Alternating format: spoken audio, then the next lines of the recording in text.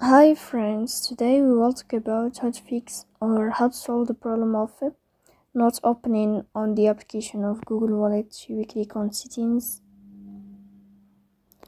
In this page you will go to apps, default apps, app settings.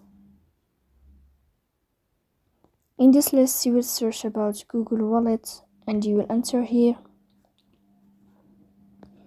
Then this page of app info, you will click on first stop and you will click OK. Here you will enter to the window of storage. Then we click on clear cache. But pay attention, don't click clear data because that can delete your account. In the end, you can turn off your Wi-Fi and you can turn on your Wi-Fi again to fix that problem. So please don't forget to support us by like and subscribe. See you next time and thank you for your